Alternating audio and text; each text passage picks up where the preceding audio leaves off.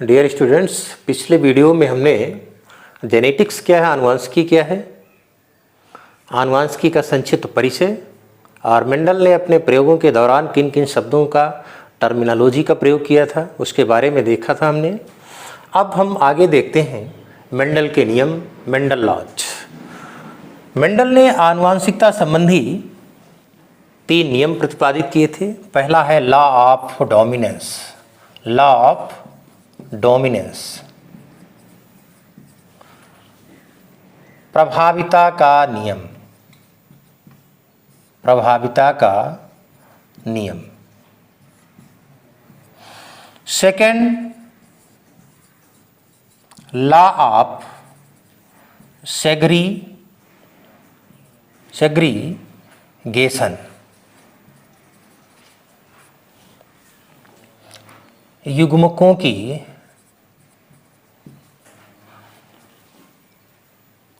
शुद्धता का नियम अर्थात पृथक्करण का नियम, पृथक्करण का नियम।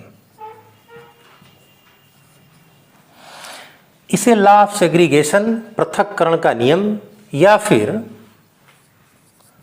युग्मकों की शुद्धता का नियम भी कहा जाता है। लॉ ऑफ प्योरिटी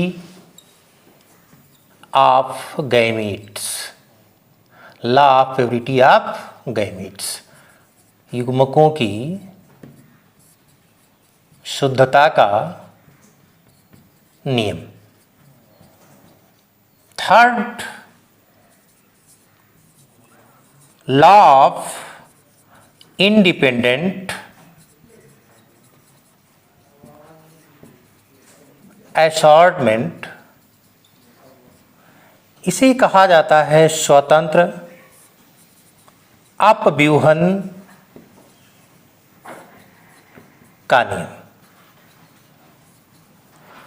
तो मेंडल ने आनुवंशिकता संबंधी 3 नियमों का प्रतिपादन किया था। पहला है लॉ ऑफ डोमिनेंस, जिसे प्रभाविता का नियम कहा जाता है।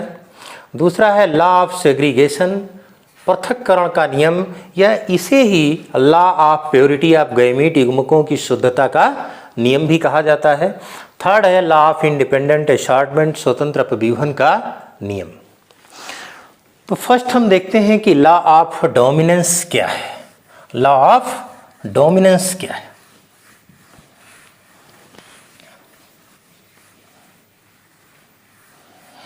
तो पहला लॉ है आपका लॉ ऑफ डोमिनेंस,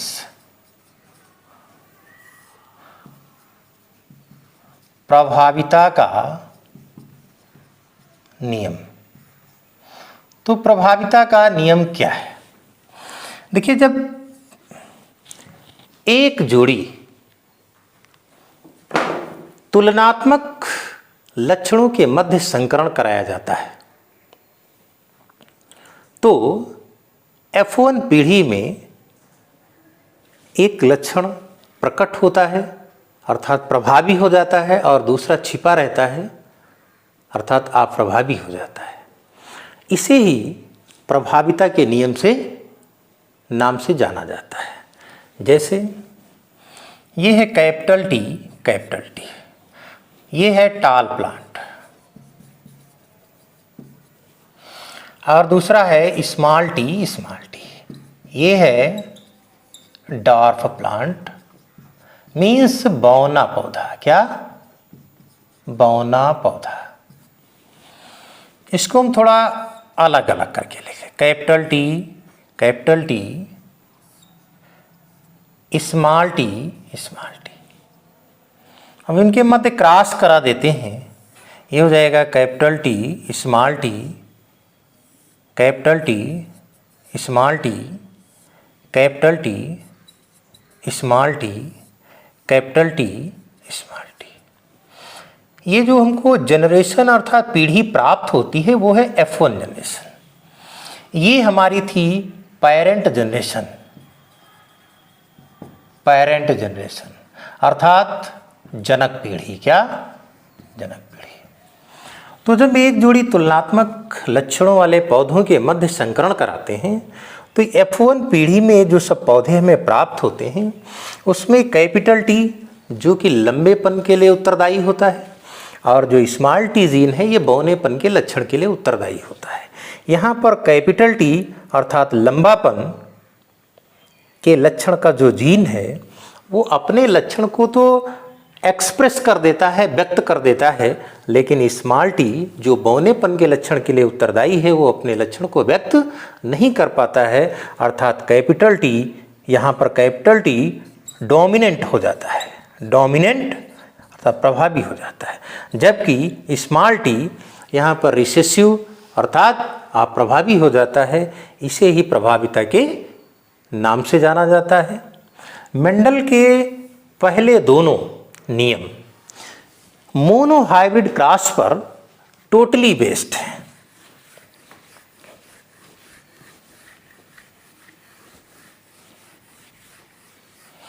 मेंडल के पहला लॉ ऑफ डोमिनेंस और दूसरा law of purity of gametes, प्रभाविता का नियम,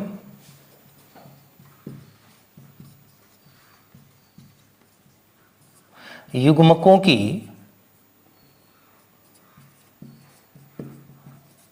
शुद्धता का नियम।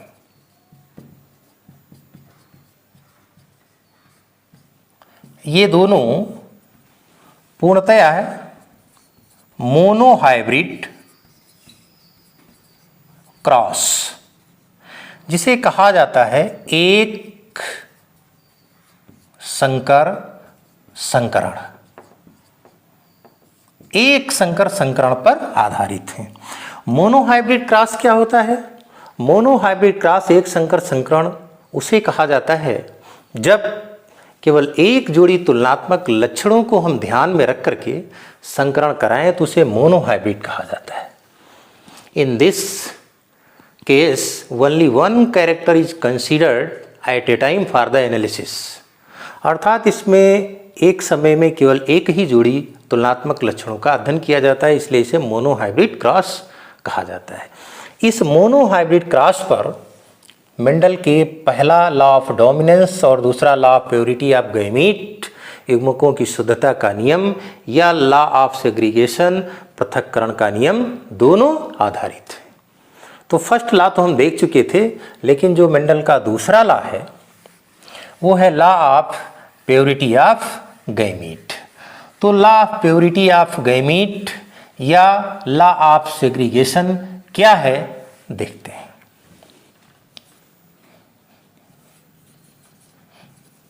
लॉ ऑफ सेग्रीगेशन और law of purity of gametes.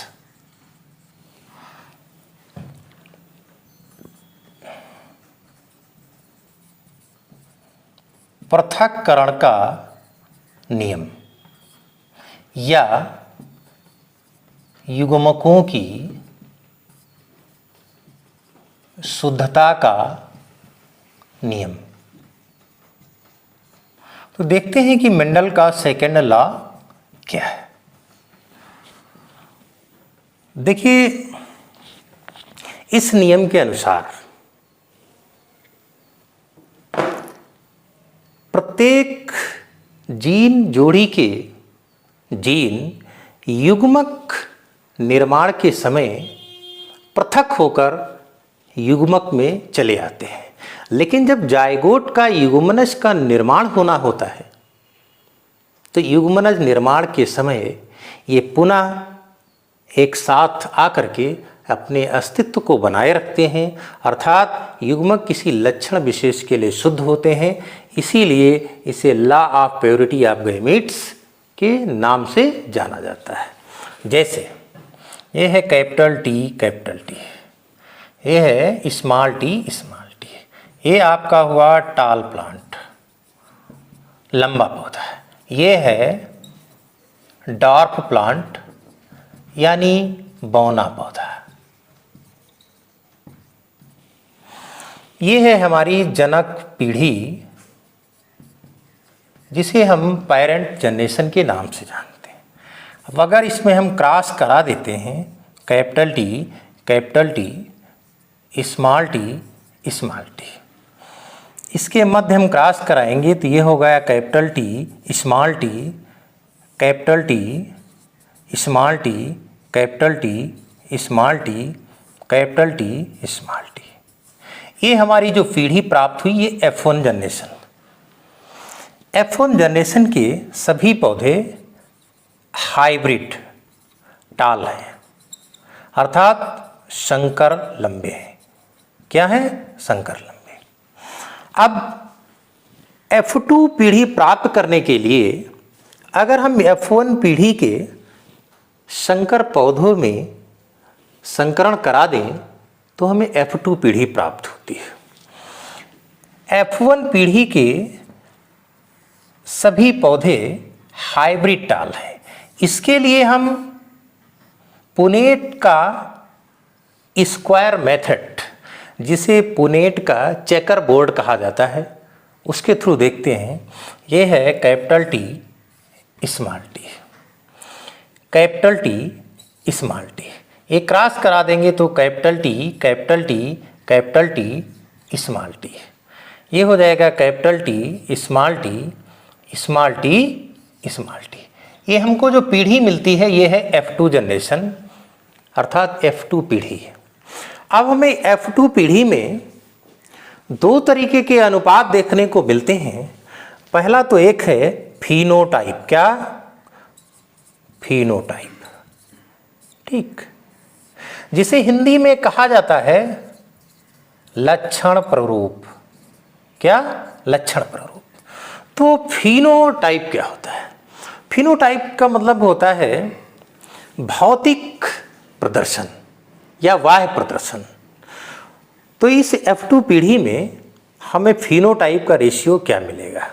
देखिए फिनोटाइप यहाँ पर आ जाता है 3:1। क्यों? बाहर से किसी पौधे के लक्षण को हम देख करके ये नहीं जान सकते हैं कि ये हाइब्रिड है या प्योर है, जब तक उसका जेनेटिक स्ट्रक्चर की स्टडी अर्थात जेनेटिक संरचना का अध्ययन न किया जाए। तो बाहर से ये पौधा हमें लंबा दिखता है, ये भी लंबा दिखता है, हालांकि ये संकर लंबा है, ये भी लंबा दिखता है और ये बौना है। तो 3 लंबे और 1 बौना, इसलिए फिनोटाइप लक्षण प्ररूप का जो रेशियो अनुपात है वो 3:1 का अनुपात आता है। दूसरा इसी में अनुपात हम देखते हैं जीनोटाइप। क्या? जीनोटाइप। इसे कहा जाता है जीन प्ररूप। क्या? जीन प्ररूप। तो जीन प्ररूप क्या है? देखिए जीन प्ररूप जब उसकी जेनेटिक संरचना का अध्ययन किया जाता है तो ये बात क्लियर हो जाती है कि संबंधित प्लांट प्योर लंबा है या फिर हाइब्रिड लंबा है, यानी संकर लंबा है। तो यहाँ पर देखते हैं ये जो पहला प्लांट कैपिटल टी है ये प्योर टाल यानी शुद्ध लंबा है, लेकिन ये दो जो है आपके देख रहे हैं आप सामने ये संकर लंबे हैं और एक शुद्ध बौना है, इसलिए जीनोटाइप का अनुपात 1:2:1 आता है। यह है आपका लॉ ऑफ सेग्रीगेशन यानी पृथक्करण का नियम या युग्मकों की शुद्धता का नियम। क्यों? देखिए इस नियम में पहले हमने डेफिनेशन बताई थी कि तुलनात्मक लक्षणों में किसी जीन जोड़ी के जीन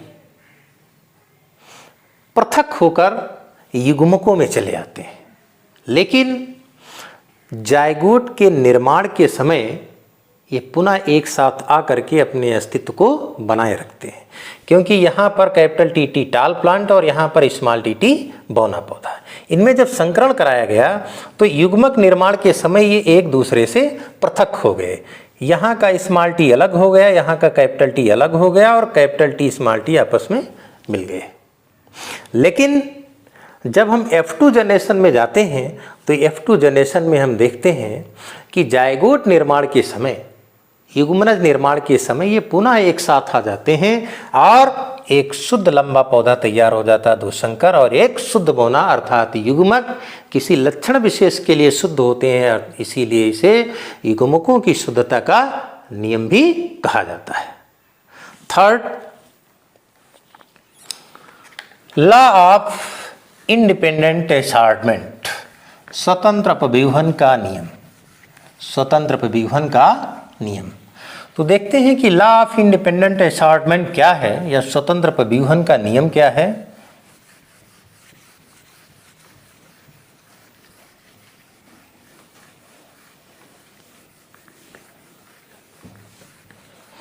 थर्ड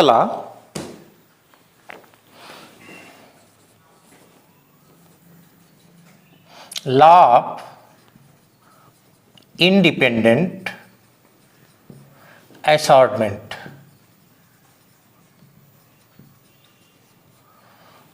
स्वतंत्र अपव्यूहन का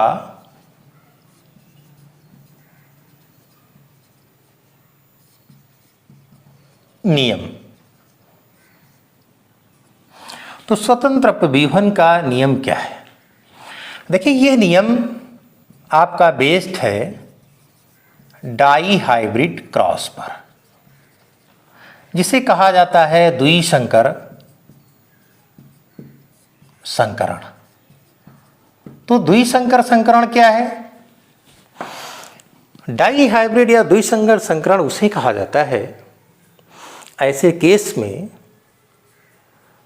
जब दो या दो से अधिक तुलनात्मक लक्षणों की वंशागति का अगर हम एक साथ अध्ययन करें तो इसे डाई हाइब्रिड क्रॉस कहा जाता है। In this case 2 or more character considered at a time for the analysis, अर्थात दो तुलनात्मक लक्षणों की वंशागति का एक साथ अध्ययन करना ही द्विसंकर संकरण कहलाता है। तो मेंडल का third law of independent assortment, स्वतंत्र अपव्यूहन नियम, ये डाई हाइब्रिड क्रॉस पर पूर्णतया बेस्ड है, आधारित है। क्या होता है स्वतंत्र अपव्यूहन का नियम? देखिए, दो या दो से अधिक तुलनात्मक लक्षणों वाले जोड़े के जीन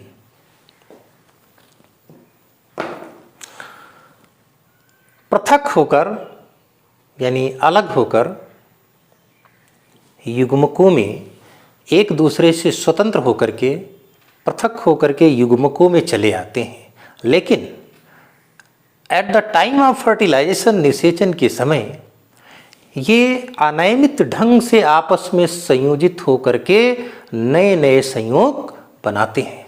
जैसे ये है capital R, capital R, capital Y, capital Y. ये है राउंड एलो, राउंड एलो इसे कहा जाता है गोल पीले। गोल बीजों का आकार है और पीला बीज का रंग है। ये गोल पीले तक ही नहीं सीमित है, ये गोल पीले तक ही नहीं सीमित है। इसे स्वतंत्र अपव्यूहन का नियम कहा जाता है। क्यों? क्योंकि ये निषेचन के टाइम आपस में संयोजित होकर के, अनियमित ढंग से संयोजित होकर के नए नए संयोग बना सकते हैं। ये गोल पीला है, आपका गोल हरा भी हो सकता है। तो ये यहीं तक सीमित नहीं है, अर्थात ये स्वतंत्र होते हैं, इसीलिए स्वतंत्र अपव्यूहन का नियम कहा जाता है। अब हम देखते हैं कि डाई हाइब्रिड क्रॉस क्या है, यानी द्विसंकर संकरण क्या है।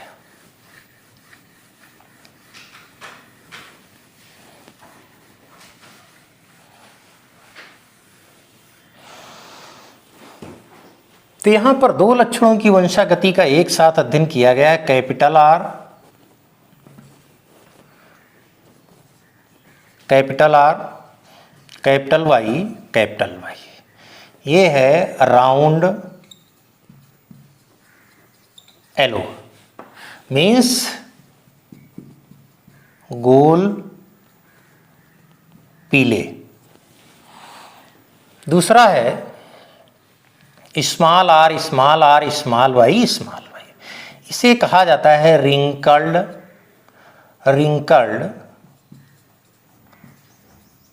ग्रीन, यानी झुर्रीदार हरे। ये जो जनरेशन है ये पेरेंट जनरेशन है, अर्थात जनक पीढ़ी है। अगर पेरेंट जनरेशन में हम क्रॉस करा देते हैं तो जो F1 जनरेशन है, F1 जनरेशन के सारे बीज यानी सारे पौधे capital R capital Y small Y प्रकार के तैयार होते हैं। ये हमारी हो जाएगी F1 जनरेशन। अब हमें F2 जनरेशन प्राप्त करने के लिए 4 हॉरिजॉन्टल और 4 वर्टिकल यानी 4 क्षैतिज और 4 ऊर्ध्वाधर कॉलम खींचते हैं।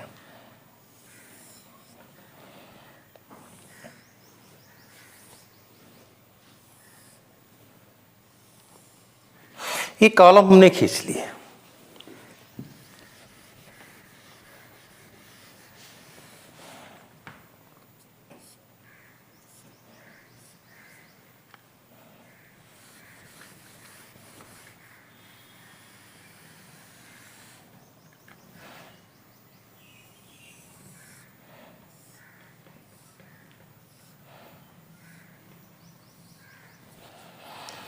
ये F1 पीढ़ी के ये जो capital R capital Y small Y पौधे हैं, इसके लिए एक बहुत अच्छी ट्रिक है। यहाँ पर नंबरिंग कर लेते हैं 1 2 3 4। साइड में हम लिख लेते हैं 13 14 23 24 13 14 23 24। अब फीमेल गैमीट मादा युग्मक को हम ऊपर के साइड में लिख लेते हैं। अब यहाँ पर हमने नंबरिंग कर दी 1 2 3 4 1 2 3 4। साइड में हमने लिखा है 13 14 23 24 13 14 23 24। इस पहले कॉलम में हमको 13 यानी 1 और 3 लिखना है। अब 1 पर यहाँ पर कैपिटल आर है और 3 पर यहाँ पर कैपिटल वाई है। अब नेक्स्ट कॉलम में हमें 14 लिखना है। तो पहले 14 यानी 1 पर कैपिटल आर है यहाँ और 4 पर यहाँ का स्मॉल वाई है। अब नेक्स्ट हमको 23 लिखना है, यानी यहाँ पर 2 पे हमने स्मॉल आर को लिखा है और 3 पर हमने कैपिटल वाई को लिखा है। अब नेक्स्ट हमको 24 लिखना है, तो यहाँ पर 2 पर स्मॉल आर है और 4 पर स्मॉल वाई है। अब इनकी कोई नीड नहीं है, इसको हम हटा देते हैं। अब इन्हें सेम एज इट इज ऐसे नीचे की ओर उतार लेते हैं। कैपिटल आर कैपिटल वाई, इसको यहाँ उतार लाते हैं। कैपिटल आर स्मॉल वाई, इसको यहाँ उतार लाते हैं। स्मॉल आर कैपिटल वाई, इसको हम यहाँ उतार लाते हैं। Small R small Y. ठीक, अब हम इसका क्रॉस इससे करा देते हैं, तो ये हो जाएगा capital R capital Y capital Y. इसका क्रॉस हम इससे करा देते हैं, तो ये हो जाएगा capital R capital Y small Y. इसका क्रॉस हम इससे करा देते हैं, तो ये हो जाएगा capital R small R capital Y. इसका क्रॉस हम इससे करा देते हैं, ये है capital R small R capital Y small Y. इसका क्रॉस हम इससे कराएंगे capital R capital Y small Y. इसका क्रॉस इससे हम जब करा देंगे तो कैपिटल आर स्मॉल वाई। फिर इसका क्रॉस जब हम इससे कराते हैं तो capital R small R capital Y small Y है। फिर कैपिटल आर स्मॉल वाई। इसका क्रॉस जब हम इससे कराते हैं तो ये हो जाएगा capital R capital R, small R, capital Y है। फिर इसका क्रॉस जब हम इससे कराते हैं तो capital R, small R, capital Y, small Y. फिर इसका क्रॉस जब हम इससे कराएंगे तो ये स्मॉल आर, कैपिटल वाई है। इसका क्रॉस जब हम इससे कराते हैं तो small R, capital Y, small Y है।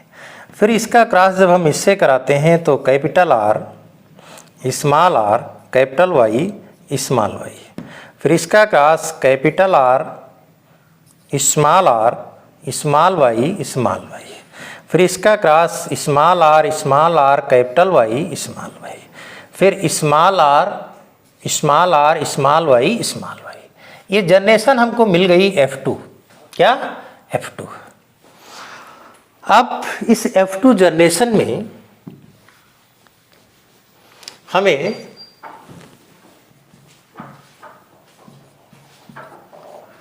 चार प्रकार के पौधे प्राप्त होते हैं। चार प्रकार के पौधे प्राप्त होते हैं।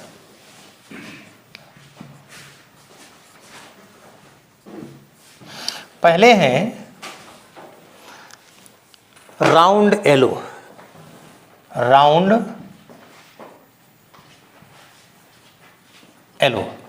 गोल पीले। क्या? गोल पीले।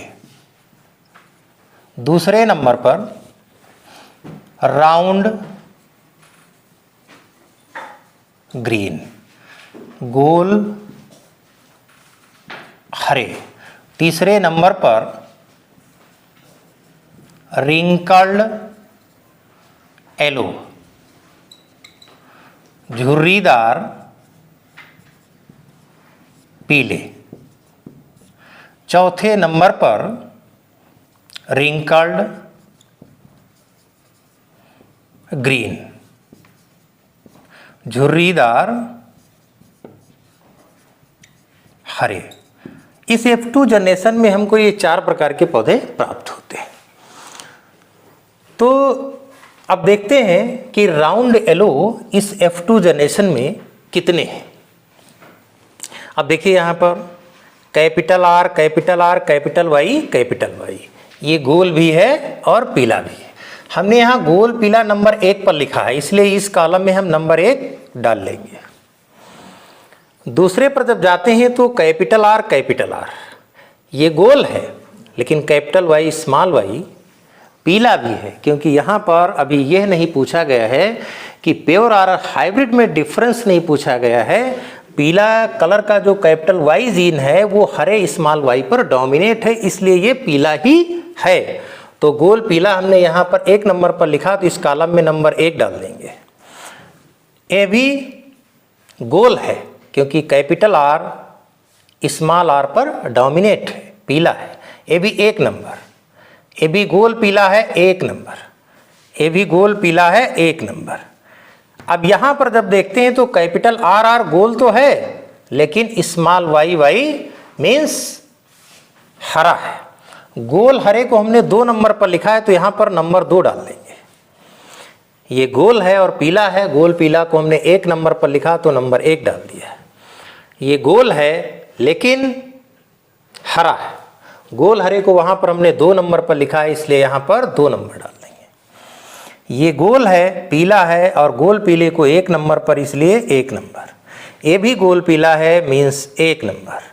ये झुर्रीदार पीला है, झुर्रीदार पीले को हमने यहाँ पर 3 नंबर पर लिखा है, इसलिए यहाँ 3 नंबर लिख देते हैं। ये भी झुर्रीदार पीला है और झुर्रीदार पीले को यहाँ पर हमने 3 नंबर पर लिखा है, इसलिए इसमें 3 नंबर डाल दिया।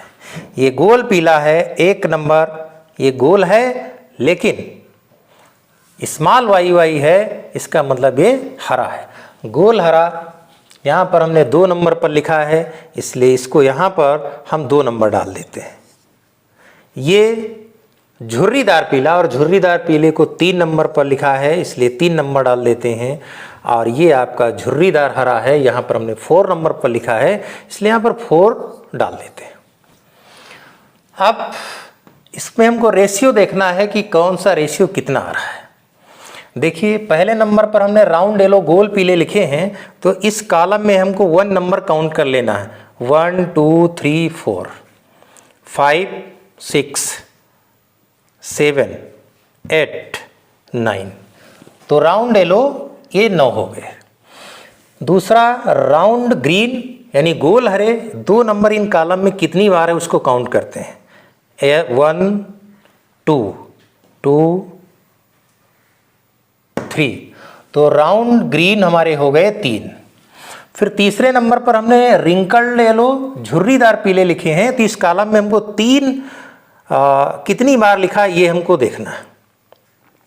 1 2 3, झुर्रीदार पीले रिंकल्ड येलो हो गए 3।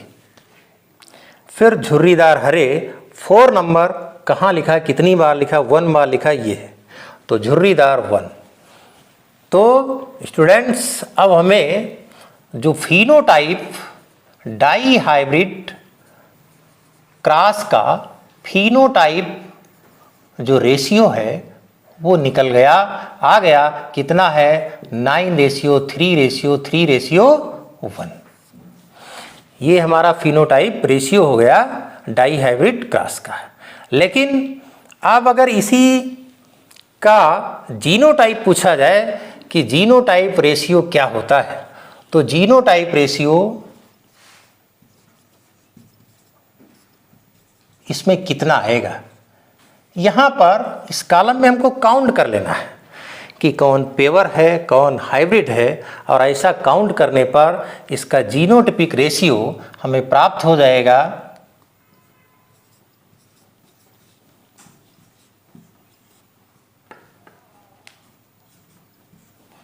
1:2:4:4:1:2:1:2:1।